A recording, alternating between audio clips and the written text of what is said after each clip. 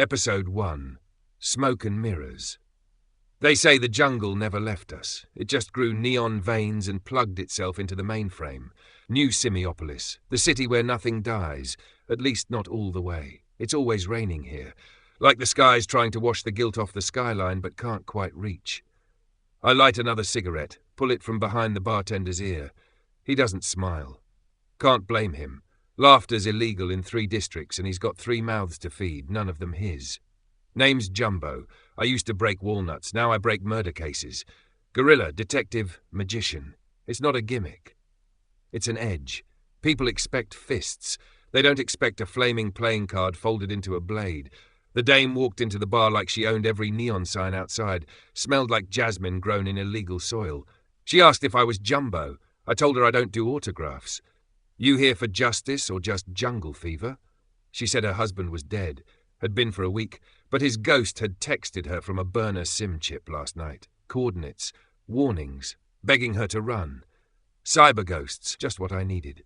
I hadn't slept since Tuesday, and now I've got spooks whispering through routers. I pulled a paper crane from my coat, lit it, and let it spiral into ash between us. She said she heard I was the best. I said, sweetheart, I'm just the last one still taking cases. Episode 2. The Lady, the Loop, and the Locked Server. Used to be 2 of us. Jumbo and Bront Kong. The ape detectives. Thick as thieves.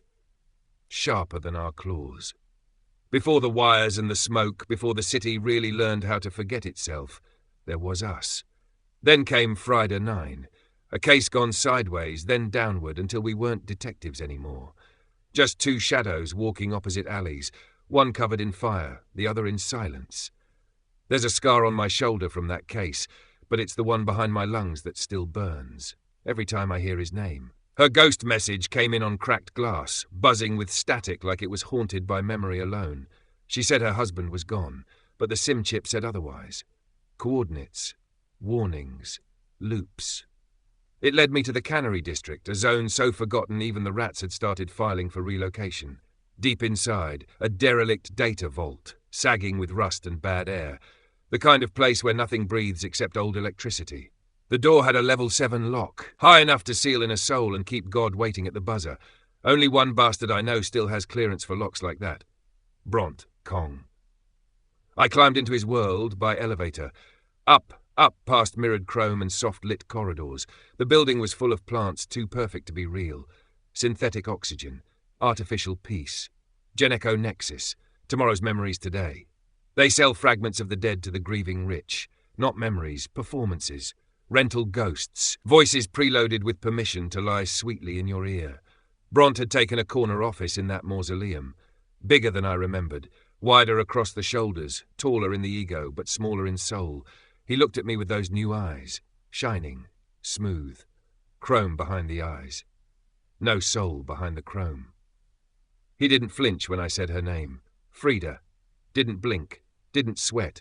Just leaned back in his chair like the leather already knew it was cradling a traitor. He said, "You want information or closure?" I pulled a card from behind my own ear, an old trick. Sleight of hand, sleight of truth. The ace of echoes. It glowed faintly. Inside it, a dead man's whisper. I placed it on his desk like a curse. "It's not a question anymore," I said. "Your firewall's bleeding, and someone's using your name to keep the dead on repeat." He looked at the card, didn't touch it, then turned to his console and typed in a code so old I could hear the dust moan. He gave me clearance. Didn't give me a warning. Didn't give me a damn thing. Just said, "Don't expect a rope." That's fine. I've never been good at climbing out of holes anyway. Episode 3. Ghost in the Banana Drive. The vault opened like a mouth full of broken teeth. It breathed dust and data and old secrets that didn't know how to stay dead. The place wasn't just abandoned. It had been sealed off. No light but the humming red of standbys and failed backups. No sound but my own breath bouncing off the bone-dry server walls. Whatever was stored here, it wasn't meant to be opened again. The terminal flickered, lines of code trailing like veins through static. Callia's husband blinked into view, but he wasn't whole. Just a loop. A fragment caught mid-sentence, eyes twitching like a reel skipping frame. His voice cracked like a broken speaker trying to scream. over and over. He remembered pain, and he remembered me. She's not safe. Bront knew. The loop.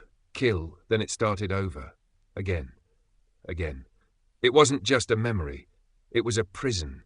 He hadn't died. He'd been uploaded, tortured and polished into something marketable. The banana drive, Jenico's soul box tech, small enough to fit in your pocket, big enough to hold a mind, as long as you didn't mind losing it. I stepped closer to the projection. His face was glitching, but the eyes, they were still his.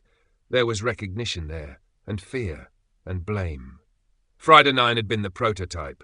We thought we were saving her. We weren't. We were recording her death in high resolution and selling it to shareholders. Bront didn't just know. He authorized it. He didn't flinch back then either.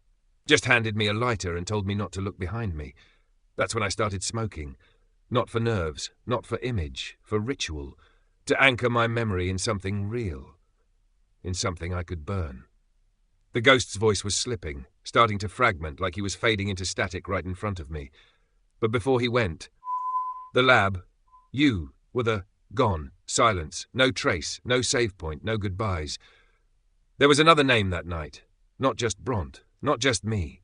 A third figure in the lab, the one who sealed the drive, scrubbed the records, wrote the loop. And they were still out there, still connected to Jenico, still using what we built to refine the product. I lit another cigarette. The ember flared, warm in the dark. Just me in a graveyard full of stolen echoes. Time to burn the loop. Time to finish what Friday started.